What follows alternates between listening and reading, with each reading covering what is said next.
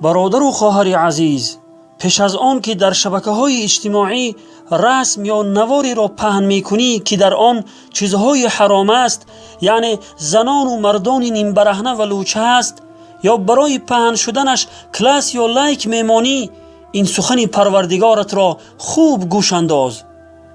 و اگر گوش نمی اندازی و این کار ناروای خود را دوام می دهی و در بین مؤمنان فحشا و بی‌حیایی را پهن می کنی، پس انتظار عذاب پروردگارت باش.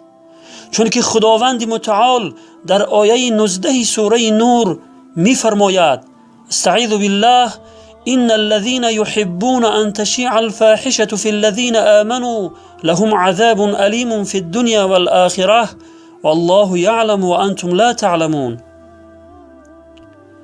یعنی بیگمان کسانی که دوست دارند زشتی ها یعنی فحشا و بی‌حیایی در بین مؤمنان پهن شود، برای آنها در دنیا و آخرت عذاب دردناکی است و خداوند می‌داند، شما نمی‌دانید. صدق الله العظیم. برادر و خواهر عزیز، به این سخنان پروردگارت خوب گوش انداز که آن کسانی که تنها دوست داشتند، یعنی خود آنها بی‌حیایی را پهن نکردند، خود آنها کاری بی‌حیایی را انجام ندادند، بلکه فقط دوست داشتند که در بین مؤمنان فحشا و بی‌حیایی پهن شود، خداوند برای آنها در دنیا و آخرت عذاب دردناک خود را وعده کرده است.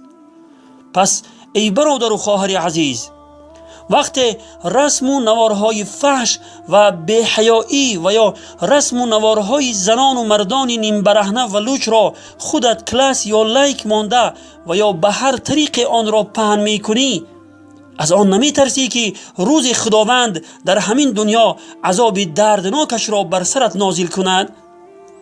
تو که به این کلام پاک پروردگارت باوری داری و یقین می دانی که این آیت سخن پروردگارت هست، پس چرا این کار زشت و ناروای خود را ترک نمی کنی؟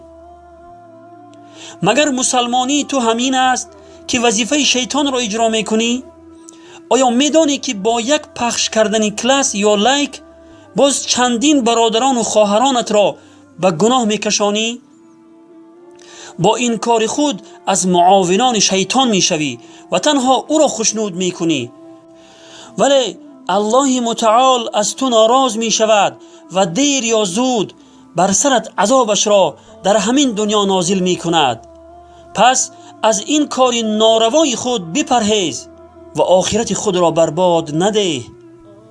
و آخر دعوانا ان الحمد لله رب العالمین و السلام علی من اتبع الهدى. كتاب الله دستوري كتاب الله دستوري وخير الخلق أسوتنا بسنته جلا نوري لهدي الحق أرشدنا كتاب الله دستوري وخير الخلق أسوتنا بسنته جلا نوري لهدي